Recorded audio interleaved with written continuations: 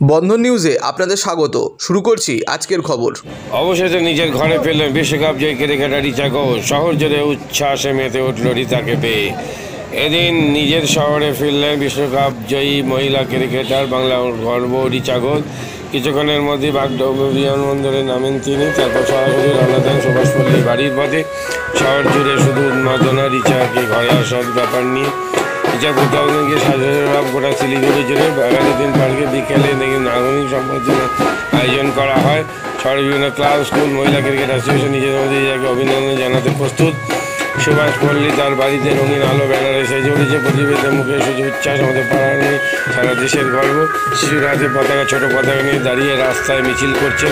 শিলিগুড়ি আকাশে শুধু আলোর ঝলক নয়, গর্ব ভালোবাসার তরুণীকে নিয়ে এদিন শহরের নাগরিকদের উচ্ছ্বাস। বিমানবন্দরে তাকে স্বাগত জানান মেয়র গৌতম দেব। তার পাশাপাশি ইতিমধ্যে তার বাড়িতে করা নিরাপত্তার ব্যবস্থা করা হয় এবং যাবতীয় পরিস্থিতি খতিয়ে দেখেন প্রশাসনিক কর্তারা। তারপর বিমানবন্দর থেকে বাড়ির উদ্দেশ্যে রওনা দেন রিচা ঘোষ।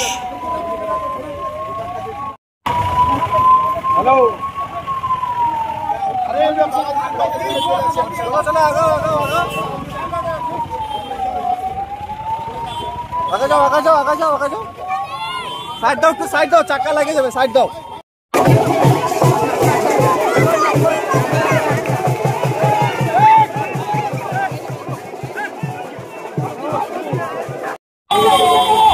দেখতে পাচ্ছেন সেই প্রচুর তার ফ্যান ফলোয়ার্স, তারা কিন্তু এর মধ্যে ভিড় করেছেন এবং ফটো নেওয়ার জন্য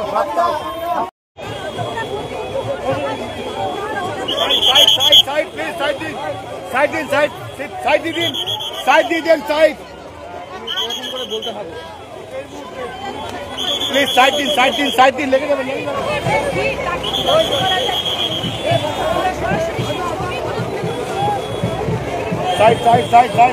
চলে এসছি তো, আর এখানে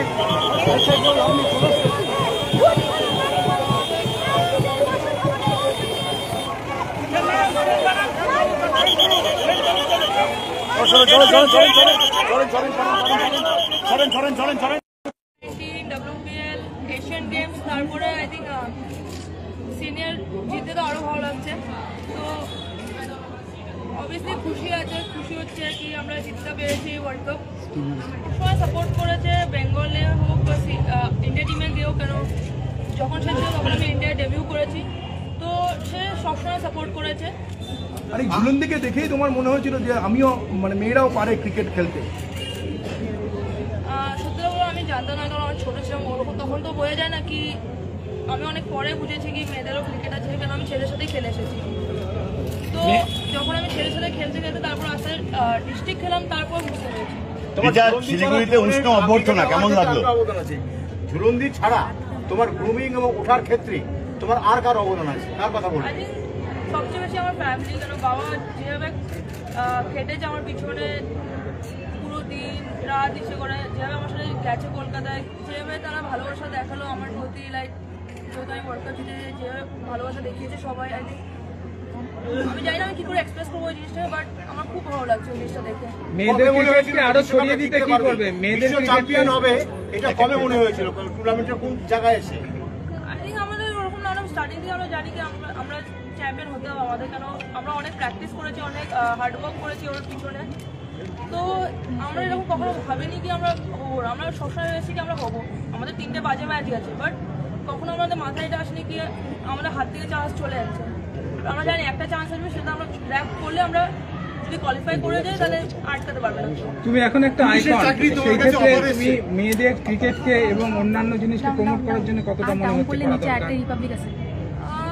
আই থিঙ্ক এখন অনেকটা বেটার হয়ে গেছে সব জায়গায়, কি লাইক অনেক জায়গায় কি লাইক নিজের ফ্যামিলির থেকে মেয়েদেরকে নিয়ে আসছে খেলা দেখার জন্য সব জায়গায়। আই থিঙ্ক ওটা বেটার, বাট হ্যাঁ আরও অনেক কিছু করতে হবে, যেগুলো অনেক মেয়েরা আসেনি খেলতে। আমি চাই কি যে কোনো স্পোর্টস হোক, সেটাতে জানি সবাই মেয়েরা আরো বেশি করে আসুক। রিচা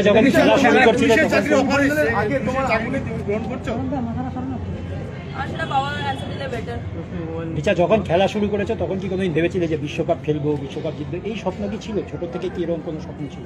অবশ্যই সবারই স্বপ্ন থাকে। যখন আমার ছিল কি আমি ইন্ডিয়ার হয়ে খেলবো, ইন্ডিয়া যখন ট্রফি জিতবো, তো ট্রফি কখন যখন আমি ওয়ার্ল্ড কাপ খেলবো, তো ওটা ছোটবার থেকে ছিল, এটা আজকে পূরণ করতে পেরেছি, এটা আমার জন্য অনেক মানে অনেক গর্ব আর কি ভালো লাগছে এই জিনিসটা। কোচ হিসেবে শিবশঙ্কর পাল কতটা তোমার কাছে? সেমিফাইনালের আগে বলছি স্যার, আমি যখন বেঙ্গল খেলেছি ফোর্থ ইয়ার যখন সে এসেছিল আমাদের বেঙ্গলে, তখন থেকে সে আমার অনেক হেল্প করেছে। অনেক তার আগেও আমাদের আরও কোচেস আছে যারা অনেক হেল্প করেছে, এবং ছোটোবেলা থেকে যারা কোচেস ছিল। তারপর যখন বেঙ্গল খেলেছি ওখানে চরণ স্যার, জয়ন্ত স্যার, আর যেটা বলে তুমি শিবশঙ্কর পাল, ডাক্তার স্যার, তারা I think সবাই আমাকে অনেক হেল্প করেছে এই জায়গাটা আসতে। এই যে মহিলা বেঙ্গলের সামনে যে ফোকাস থাকে কলকাতা থেকে, সেখানে তুমি শিলিগুড়ির মতো শহর থেকে যে উত্থান, এই জায়গাটা তুমি কিভাবে দেখছো? আরেকবার বলো। কলকাতা কেন্দ্রিকই সব ফোকাস থাকে সর্বক্ষেত্রে, কিন্তু তুমি শিলিগুড়ির মেয়ে, শিলিগুড়ির মতন জায়গা থেকে যে তোমার উত্থানটা হলো, এটা তুমি কিভাবে দেখছো? আই থিঙ্ক এটার পিছনে সত্যি আমার ফ্যামিলি ফার্স্ট, কারণ ফ্যামিলি যদি আমাকে কলকাতায় না নিয়ে যেত, হ্যাঁ আমি এখানে প্র্যাকটিস হতো, বাট ওরকম গ্রাউন্ডে যে ম্যাচ খেলে আমি নিজেকে ইমপ্রুভ করবো, এখনও ওটা নেই। বাট আমি যদি কলকাতায় গিয়ে না খেলতাম ওদের সাথে প্র্যাকটিস অ্যান্ড অল বেশি, তো আমি মনে হয় না আমি ইমপ্রুভ করতে পারতাম বা কিছু। তো আই থিঙ্ক ওটা সব পুরোটা ফ্যামিলির অবদান, সব কিছু কি লাইক আমাকে নিয়ে গেছে ওখানে, এর জন্য আমি হয়তো এই জায়গাটায় আছি। রিচা মানে ট্রফি, রিচা মানে চ্যাম্পিয়ন, এর পরের লক্ষ্য কি তোমার? রিচা মানে ট্রফি, রিচা মানে চ্যাম্পিয়ন, এর পরের লক্ষ্য কি? আমার পরের লক্ষ্য যে T20 ওয়ার্ল্ড কাপ আসছে, এটা আবার ওটা জেতার এখন, কেন একটা লক্ষ্য থাকা বেটার, বেশি ভেবে লাগা ভালো না। বিসিসিআই ভূমিকা নিয়ে কি বলবে? কারণ এক সময় তো 1000 টাকা করে মহিলাদের ক্রিকেটারদের দেওয়া হতো, এখন সেই জায়গায় দাঁড়িয়ে কতটা উৎসাহ দিচ্ছে বিসিসিআই? অবশ্যই জয় স্যার অ্যান্ড বিসিসিআই মিলে যেগুলো করেছে মেয়েদের জন্য, যেগুলো অ্যামাউন্ট সেম করে দিয়েছে, ম্যাচ ফিজের অ্যান্ড প্লাস WPA স্টার্ট করেছে। তো আই থিঙ্ক ওটা তো অনেক বাচ্চা মেয়েরা যারা চান্স পায় না অনেক জায়গায় খেলার জন্য, ইন্ডিয়া টিমে ঢোকার জন্য, আই থিঙ্ক ওটা একটা প্ল্যাটফর্ম যেখানে তুমি যদি পারফরমেন্স করো তুমি ইন্ডিয়া নক করতে পারবে। আই থিঙ্ক ওই জিনিসটা অনেক হেল্প করছে সবাই। তুমি সেমিফাইনাল আগে বলেছিলে বেটার হতো ব্যাটিং অর্ডার, আর এটা পুরোপুরি ম্যানেজমেন্টের বিষয়, কি তারা কোথায় নামাতে যায়, তারা কি ভাবছে সে তাদের উপরে। এটা নিয়ে আমার মনে হয় না আমার কোনো কমেন্ট করা উচিত। সেরা ম্যাচ কোনটা? বিশ্বকাপের সেরা ম্যাচ কোনটা তোমার? বিশ্বকাপের সেরা ম্যাচ আমার আই থিঙ্ক সবগুলোতে নক ছিল, বাট আমার যেটা আমি সাউথ আফ্রিকার এগেনস্টে নক খেলেছিলাম, আই থিঙ্ক ওটা আমার জন্য ইম্পর্টেন্ট ছিল, কারণ ওখানে আমি যেভাবে পারফরমেন্স করছি আই থিঙ্ক ওটা আমার জন্য সেরা নক। ঋদ্ধিমান সাহা, রিচা ঘোষের শহর, তুমি বলছো এখনো সেরকম মাত্র স্টেডিয়াম কি দরকার মনে হয় যে ক্রিকেটের পরিকাঠামো? স্টেডিয়াম শুধু ক্রিকেটের জন্য না, আই থিঙ্ক সব স্পোর্টের জন্যই শিলিগুড়িতে দরকার, কারণ অনেকে আছে ক্রিকেট ছাড়া অনেক কিছু খেলতে চায়, ক্রিকেটে তো অবশ্যই নেই, বাট অনেক স্পোর্টসে যেটা অনেকে চায় বাট করতে পারছে না, তারা আগাতে পারছে না। তো আই থিঙ্ক সব স্পোর্টসেরই দরকার। তো যে যখন ওই জিনিসটা হয়েছে আমার সাথে, তো আই থিঙ্ক আমাকে বহুত সাপোর্ট করেছে ফিজিওস, যারা অনেক হেল্প করেছে আমাকে রিকভার হওয়ার জন্য ওই জিনিসটায়। আর I think friends and family যেটা আছে লাইক সবসময় সাপোর্ট করেছে ওই টাইমে। তো ওইভাবে আমার মেন্টালি আমি নিজেকে স্ট্রং করেছিলাম। हमने बात किया उधर क्योंकि सब ऐसा टीम गए थे हम लोग, उन्होंने इनवाइट किया था एंड उन्होंने जो बात बोली चीज़ें जो बहुत मोटिवेट करते हैं लड़की को, आई थिंक वो चीज़ अच्छी आई थिंक ওটা চেঞ্জ হবে, কেন কি আমরা এত বছর কোনো ওয়ার্ল্ড কাপ জিততে পারিনি, বাট ভালো করেছি no doubt, but world cup জিততে পারি। তো আই থিঙ্ক এই ওয়ার্ল্ড কাপটা অনেক কিছু চেঞ্জ করবে। খারাপ আমরা খেলে মানে খারাপ করবো না, লাইক আমরা ফাইট করেছি, লাস্ট আমরা পার করতে পারিনি, বাট 3টে ম্যাচ হেরে আমরা কখনো নিজের হিসেবে ভেঙে ফেলেনি। লাইক আমরা সবাইকে ব্যাক করেছি, সবাই সবার পাশে ছিল ওই টাইমে, কেন সবাই জানে জেতার পরে সবাই থাকে, বাট হারার পরে যে সবাই পাশে ছিল ওটা সবচেয়ে ইম্পর্টেন্ট ছিল আমরা টিমে। তো আই থিঙ্ক টিমে ওই জিনিসটা বেস্ট। ম্যাচ দেখেছো সেটা তোমরা বেটার বলতে পারবে না, কেন আমরা তো খেলেছি মাঠে।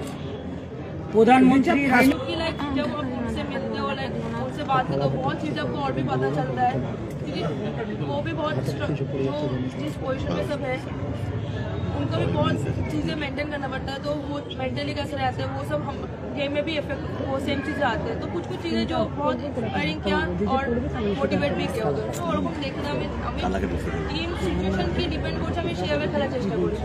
আমার টিম যদি চায় আমাকে প্রথমে থাকতে হবে আমি সেটা খেলি, যদি আমার টিম চায় আমাকে 2 বলে 10 রান করতে হবে সেটা আমি সেভাবে করি। কম খরচে বিশ্বমানের আধুনিক চিকিৎসার হুগলির মিডল্যান্ড নার্সিংহোমে। বাংলার বিশিষ্ট চিকিৎসকরা এই নার্সিংহোমে রোগীদের চিকিৎসা করেন। জটিল রোগের চিকিৎসার জন্য রোগীদের আর দক্ষিণ ভারত যাওয়ার দরকার নেই। হুগলির মিডল্যান্ড নার্সিংহোমে পাওয়া যাবে বিশ্বমানের আধুনিক চিকিৎসা পরিষেবা। এখানে প্রসূতি মা ও সদ্যজাত শিশুদের বিশ্বমানের আধুনিক চিকিৎসা পদ্ধতিতে চিকিৎসা করে থাকেন গাইনো ও শিশু চিকিৎসকরা। দুপুর 12টা হোক বা রাত্রির 12টা, রোগীদের জন্য 24 ঘন্টা চিকিৎসা পরিষেবা বজায় রেখেছে হুগলির মিডল্যান্ড নার্সিংহোম। আমি ডক্টর মানস ঘোষ, আমি মিডল্যান্ড নার্সিংহোমের মেডিকেল ডিরেক্টর। বিশেষত্ব বলতে যেটা আপনি বললেন, একটা হচ্ছে এনআইসিইউ, নিউনেটাল কেয়ার ইউনিট। আমি বলতে পারি এটা আমাদের আশেপাশে হুগলি জেলায় নেই। নিউনেটাল মানে হচ্ছে যেটা বাচ্চা জন্মের পরেই প্রথম 28 দিনকে আমরা নিউনেট বলি, প্রথম ফার্স্ট 4 উইকস। তো এই সময়ে বাচ্চাদের সমস্ত রকমের চিকিৎসায় বলুন বা তাদের দেহের গঠন বলুন বা তাদের রোগগুলোই বলুন, সেগুলো সবগুলো অন্যান্য বাচ্চা মানে তার থেকে বড় বাচ্চার থেকে কিন্তু অনেকটাই আলাদা। এবং এই ক্ষেত্রে বাচ্চারা খুব সেন্সিটিভ হয়, বাচ্চাদের রোগ প্রতিরোধ ক্ষমতাও অনেক সময় কম থাকে এবং এগুলোর জন্য স্পেশাল কেয়ার লাগে নিউনেট, এবং তাদের পুরো চিকিৎসা পার্টটা একটা আলাদাভাবে তৈরি হয় প্রথম 28 দিনের জন্য। আমরা এখানে চুঁচুড়া, বিশেষ করে চুঁচুড়া এবং হুগলিবাসীর জন্য এই জিনিসটা আমরা আনতে পেরেছি, যেখানে আমাদের বাচ্চাদের এই নিউনেটদের ক্রিটিক্যাল মানে খুব খারাপভাবে যে নিউনেটগুলো জন্মেছে বা যারা জন্মের পরে যারা হাঁপাচ্ছে বা যারা মেকোনিয়াম খেয়ে ফেলেছেন বা যাদের কোনো জন্মের পরে কোনো রকমের শ্বাসকষ্ট বলুন বা কোনো রকমের অসুবিধে হয়েছে বা জন্ডিস ধরা পড়েছে বা অন্য কোনো কমপ্লিকেশান হয়েছে, সেই ধরনের বাচ্চাদের চিকিৎসা করার জন্য উপযুক্ত ব্যবস্থা আমরা এখানে করতে পেরেছি। তার ভিতরে আমরা বলতে পারি আমাদের এখানে ওয়ার্মার আছে সাফিসিয়েন্ট, আমাদের এখানে 6টা বেডের জন্য ওয়ার্মার আছে এবং আমাদের এখানে ফটোথেরাপি মানে বাইলেয়ার ডবল সারফেস ফটোথেরাপি আছে যাদের কনজেনিটাল বা যাদের জন্ডিস ধরা পড়েছে তাদের জন্যে, এবং বাচ্চাদের ভেন্টিলেটার আছে আমাদের একদম নিওনেটদের জন্য। এই ভেন্টিলেটার সাধারণভাবে সব জায়গায় পাবেন না, এবং বাচ্চাদের বাবেল সিপ্যাপ যেটা একটা স্পেশালাইজ মেশিন, বাচ্চাদের যেহেতু ভেন্টিলেটার খুব বেশি লাগে না, কিন্তু বাবেল সিপ্যাপ বলে একটা জিনিস খুব বেশি লাগে, তাদের অক্সিজেনের পরিমাণ কমে গেলে, তাদের শ্বাসকষ্ট হলে, সেটাও আমাদের এখানে আছে। এবং আমি কিছুদিন আগে আমাদের একটি বাচ্চা এখানে ভর্তি হয়েছিলেন যার শ্বাসকষ্ট হতে শুরু করেছিল জন্মের 6 ঘন্টা পর থেকে, এবং সুন্দরভাবে তাকে আমরা এখানে চিকিৎসা দিয়েছি। আমাদের এখানে দুজন খুব ইয়ং মানে এনথুজিয়াস্টিক পেডিয়াট্রিশিয়ান আছেন, ডক্টর মৈত্র এবং ডক্টর ঘোষ। তো তারা তাদের দুজনের আন্ডারেই বাচ্চা ভর্তি ছিলেন। অন্য পেডিয়াট্রিশিয়ানরাও আসেন, বাট এনারা আমাদের এখানে সবসময়ই থাকেন মোটামুটি একটা স্তম্ভের মতো আমাদের নিউনেটাল কেয়ার ইউনিটের জন্য। এবং বাচ্চাটি এই মুহূর্তে খুবই ভালো আছে, তাকে আমরা ডিসচার্জ করেছি। এটা কি প্রিম্যাচিওর বেবিদের ক্ষেত্রে এটা বেশি প্রয়োজন হয়? ভীষণভাবে প্রিম্যাচিওর বেবি যারা একটু আগে জন্মেছেন বা যাদের ওয়েট কম হয়েছে, এবং অনেক সময় মায়ের বা ওয়েট অনেক সময় বেশি ওয়েট হলেও যে সেটা ভালো সেরকম নাও হতে পারে, যেমন ডায়াবেটিসের ক্ষেত্রে হতে পারে। তো অনেক সময় বাচ্চাদের বারবার জন্মানোর পর সুগার ফল করছে, এটাও আমরা দেখি। অনেকগুলো কারণেই যেগুলো জন্মের পরেই যে সমস্ত সমস্যাগুলো হয় সেগুলোর জন্য এরকম স্পেশালাইজড ইউনিট দরকার হয়, নিউনেটাল কেয়ার ইউনিট, এবং সেটা আমরা এখানে করতে পেরেছি। প্রথম কথা হচ্ছে জীবনের দাম সব থেকে বেশি, ঠিক আছে, এবং যে মা 10 মাস তার বাচ্চাটাকে গর্ভে ধারণ করেছেন, তার জন্য সারা পৃথিবীর সব থেকে মূল্যবান জিনিস বা সেই বাবাটির জন্য কিন্তু সেই শিশুটি। রিগার্ডিং কস্ট যদি বলেন, আমরা এমনিতে একটা মফস্বল এলাকাতে থাকি এবং আমাদের পুরো নার্সিংহোমটাই মফস্বল এলাকাতে। আমরা সেটার কথা মাথায় রেখে আমাদের যে সমস্ত কস্টগুলো রেখেছি, এবং এই যেটা বললাম কয়েকদিন আগে আমাদের একটি বাচ্চা যাকে হঠাৎ করে শিফট করতে হয়েছিল নিকুতে, সে চিকিৎসা পেয়ে গেল। তার বাবা মা দুজনেই খুব স্যাটিসফাইড। আমাদের যে ফেসবুক পেজ আছে, সেখানে আপনারা তাদের কথা শুনলে বুঝতে পারবেন, এবং কস্ট মানে যথেষ্ট রিজনেবল। আমি একেবারে কম বেশি এরকম বলবো না, আমি বলবো রিজনেবল। আমাদের মফস্বলের জন্য যেটা হওয়া উচিত সেই রকমই করা আছে। হুগলির কোদালিয়া জাতীয় যুব কম্পিউটার সাক্ষরতা মিশন স্কুল পড়ুয়াদের পাশাপাশি তরুণ প্রজন্মের কাজে স্বনির্ভর হওয়ার জন্য বিশ্বমানের কম্পিউটার প্রশিক্ষণ কেন্দ্র। এখানে ক্লাস 3 থেকে ইঞ্জিনিয়ারিংয়ের কম্পিউটার কোর্স পর্যন্ত প্রশিক্ষণ দেওয়া হয়। এই হুগলির কোদালিয়া জাতীয় যুব কম্পিউটার সাক্ষরতা মিশন প্রশিক্ষণ কেন্দ্র থেকে কম্পিউটারে প্রশিক্ষণ নিয়ে দেশে বিদেশে অনেক ছাত্রছাত্রী আজ প্রতিষ্ঠিত। স্বল্প ফিতে ছাত্রছাত্রীদের বিশ্বমানের কম্পিউটার প্রশিক্ষণ দিয়ে এই কেন্দ্র এক বেঞ্চি দৃষ্টান্ত সৃষ্টি করেছে। বন্ধন নিউজে ক্যামেরায় ধরা পড়ল সেই দৃশ্য। নমস্কার, জাতীয় যুব কম্পিউটার সাক্ষরতা মিশন কোদালিয়া, আগে জুনিয়র ফ্যাকাল্টি। এখানে ক্লাস 3 থেকে ইঞ্জিনিয়ারিং অবধি সমস্ত রকম কোর্স করানো হয় এবং তার সাথে সাথে প্রফেশনাল কোর্স যেমন C, Java, power BI, Tally, GST, web development, app development, power BI etcetera সব রকমের কোর্স করানো হয়, কম্পিউটার কোর্স করানো হয়। এখানে ইংলিশ মিডিয়াম এবং বাংলা মিডিয়ামের দু রকম স্টুডেন্টেরই সব রকম কোর্স করানো হয়।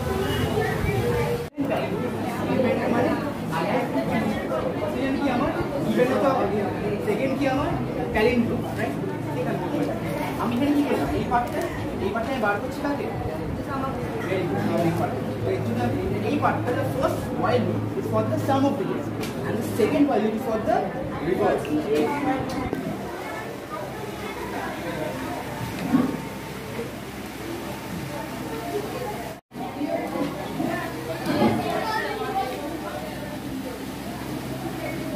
মাদকাসক্ত যুবকদের জীবনের মূল স্রোতে ফিরিয়ে আনছে চুঁচুড়া নবজীবন ফাউন্ডেশন। আজ থেকে 7 বছর আগে পথ চলা শুরু হয়েছিল এই সংস্থার। হুগলি জেলা থেকে শুরু হয়েছিল নবজীবন ফাউন্ডেশনের কাজ। আজ গোটা উত্তর পূর্ব ভারতে ছড়িয়ে পড়েছে তার ব্যাপ্তি। জেলা ও রাজ্যের হাজার হাজার মাদকাসক্ত যুবকদের মানসিক ও শারীরিক চিকিৎসার মধ্যে দিয়ে সুস্থ জীবনের পথে ফিরিয়ে আনছে নবজীবন ফাউন্ডেশন। কী করে এই সংস্থাকে তিল তিল করে গড়ে তুলছেন বন্ধন নিউজ এর ক্যামেরার সামনে, সে কথা বললেন সংস্থার কর্ণধার চন্দন দাস। দেখি ওটার মধ্যে কি আছে বা পাড়ার বড় দাদারা করছে, আমিও একটুখানি করি, ফিলিংসটা কি সেটা দেখতে যাই। এবং একটা সার্টেন টাইমের পর কি হয়, সেটা ফ্রিকোয়েন্সিটা তখন অনেক বেশি থাকে, গ্যাপ থাকে যখন শুরু করে, পরবর্তীকালে যখন নির্ভরশীল হয়ে পড়ে সেই একটা সাবস্টেন্সের উপর, তখন সেটা থেকে বেরোনোর জন্য সে নানা রকম চেষ্টা করে, কিন্তু তার ওয়ে আউটটা জানা নেই যে কোন রাস্তা দিয়ে গেলে নেশা থেকেও বিরত থেকে সুস্থ স্বাভাবিক জীবনযাপন করা যায়। তো আমি ভাবলাম যে শুধুমাত্র আমি সুস্থ স্বাভাবিক জীবনযাপন করলাম, আমার জীবনের সার্বিক উন্নতি হলো, বা আমার যেসব এম বা আমি জীবনে যে জিনিসগুলো করতে পারিনি সেগুলো আমি ফুলফিল করলাম, তাহলে তো শুধু আমার কথাই ভাবা হলো।